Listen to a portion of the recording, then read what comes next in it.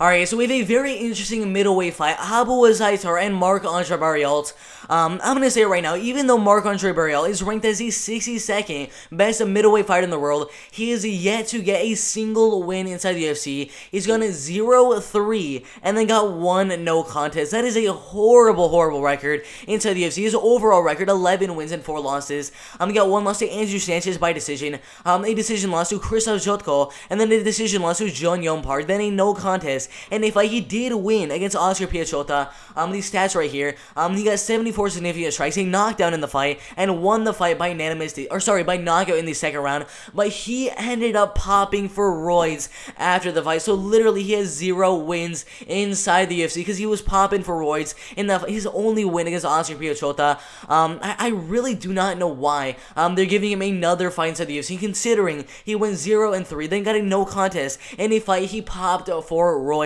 Then we have Azaitar, the 66th best middleweight fighter in the world, 14 wins, 2 losses, and 1 draw. He's 35 years old, 5'11" inches tall. His only win inside the UFC against Vitor Miranda around 3 years ago. And if you look at the stats for that fight, I mean, it was absolutely insane. Azaitar, let's see right here.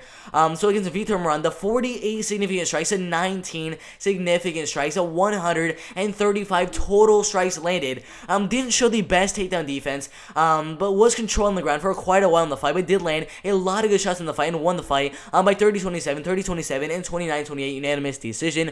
So a good first fight inside the UFC. He is 35 years old. At the time of this recording, Marc-André Barriault is definitely gonna have the age advantage. He is 31 years old at the time of this recording. I'm not really sure how big of a reach Azaitar does have, but he is the smaller fighter in terms of the height. His Marc-André Barriault is 6'1" tall. The tabloid predictions have 85% going for Azaitar to win the fight. Absolutely insane.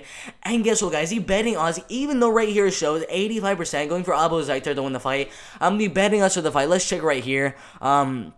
Dang, if I can find it. So, -115, and then -105 for Azaitar. So, Marc-André Barriault is actually the favorite to win over Azaitar in the fight. I'm saying right now, I'm putting a small bet. I'm going to ask my dad to put a small bet on Azaitar to win the fight. Because, I mean, come on. He's the underdog to win the fight. If any of these odds right here have him as a +100, +105, I'm like right here, +100, that is insane. If I see someone have him at +110, +105, 100%, I'm asking my dad to put a bet on him, because that is absolutely insane. I think this fight should have Azaitar as the favorite to win the fight, considering Marc-André Barriault, 0 wins inside the UFC, 0-3, and then 1 no contest. Absolutely insane. But Azaitar, 14 wins, 2 losses, and 1 draw. Got that 1 win over Vitor Miranda by decision. Before that, decision win, first knockout, decision win. Fun inside of KSW, got a draw.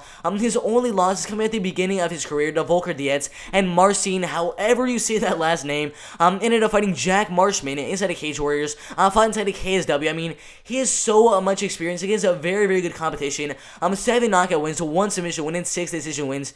His only 2 losses by decision and DQ, and then obviously that 1 draw on his record. Does he have any amateur fights? No amateur fights that I know of. If you look at his opponent, Marc-André Barriault, 11 wins and 4 losses, as I said before. 3 losses in a row inside of the UFC. He was a double champion inside of TKO, a light heavyweight and middleweight champion, I believe. First round knockout win, second round knockout win, decision, second round knockout win. So he was doing pretty good outside the UFC with 8 knockout wins, 3 decision wins. But his losses, 4 decision losses. In this fight with Marc-André Barriault and Azaitar, do I expect a finish from either fighter in the fight? I expect, if there were to be a finish, it would be by KO or TKO. There's no way, in my opinion, I'm going to see submission from either fighter in the fight. If there's a finish, it's going to be by KO or TKO in the first round. But Azaitar, this man has so much cardio. I mean, in his last fight, he threw like 200 total strikes against his opponent, Vitor Miranda. Showed he has so much cardio for a 33-year-old at the time. Now he's 35 years old. I still know he has a lot of cardio. And against a guy like Marc-André Barriault, who's going to go out there in the first and second round, try to get the fight in the clinch and land an uppercut, a big right hand in the clinch, and get a knockout in the first or second round. If the fight gets past the first round, Azaitar is gonna dominate the second and third round, because Marc-André Barriault, he does have some power, but only in the first round. The second and third round, his power, his strikes kind of go away. Azaitar just keeps on getting better and better as the rounds go on.